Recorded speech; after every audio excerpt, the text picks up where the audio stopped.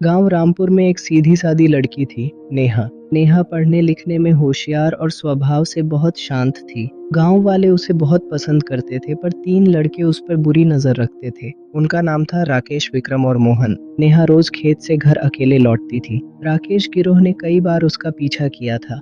नेहा ने अपने माता पिता से कहा, पर वो बोले, गांव में सब अपने हैं। एक दिन उन दरिंदों ने उसे खेत में अकेला पा लिया। नेहा ने बहुत चीख पुकार की, पर पास कोई न था। उन्होंने उसके साथ दरिंदगी की और फिर उसे मार डाला। नेहा की लाश कुएं में फेंक दी गई। गांव में अफवाह फैल गई, नेहा भाग गई है। पुलिस आई, मगर राकेश के पापा थे प्रधान। केस को रफा दफा कर दिया गया। नेहा के माँ बाप पागल से हो गए। मगर उस रात नेहा की आत्मा जाग चुकी थी। कुएं से उठी एक सफेद साया। उसकी आंखें खून से लाल थीं और चेहरा जला हुआ। नेहा अब आत्मा बन चुकी थी, न्याय की भूखी आत्मा। उसने कसम खाई, तीनों को घसीटकर नर्क में ले जाऊंगी। सबसे पहले बारी आई मोहन की। वो रात को खेत में शराब पी रहा था।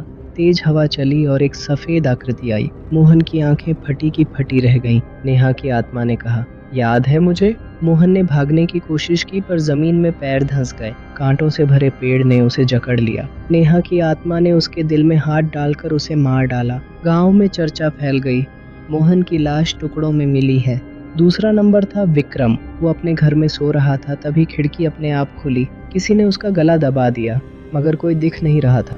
विक्रम उठकर भागा मंदिर की ओर, मगर मंदिर के रास्ते में उसे एक लड़की दिखी, नेहा। तू तो मर गई थी, वो चिल्लाया। नेहा ने कहा, हाँ, मगर अब मैं तेरा अंत हूँ। विक्रम की खोपड़ी दीवार से टकराई 3 बार। फिर उसका शरीर पेड़ से उल्टा लटकता पाया गया। गांव वालों ने कहा, कोई आत्मा है जो बदला ले रही है। राकेश अब डरा हुआ था, पर उसे यकीन था कि वो बच जाएगा। उसने तांत्रिक बुलाया और घर में हवन कराया। तांत्रिक ने कहा, एक लड़की की आत्मा तुझसे चिपकी है। राकेश बोला, उसने मुझे क्यों नहीं मारा अभी तक? तांत्रिक बोला, वो सबसे आखिरी में तुझे जलाएगी। रात के 12 बजे हवन के बीच बिजली कड़की। सारे दीपक बुझ गए और नेहा की आत्मा प्रकट हुई। वो बोली, तेरा हवन, तेरी पूजा अब नाकाम है। राकेश कांपते हुए बोला, माफ कर दो। नेहा की आंखों से आंसू बहे, फिर खून बनकर गिरे। उसने राकेश को वही दर्द दिया जो उसने उसे दिया था। हर हड्डी तोड़ी और उसे जलती चिता में झोंक दिया। राकेश की चीखें दूर दूर तक सुनाई दी।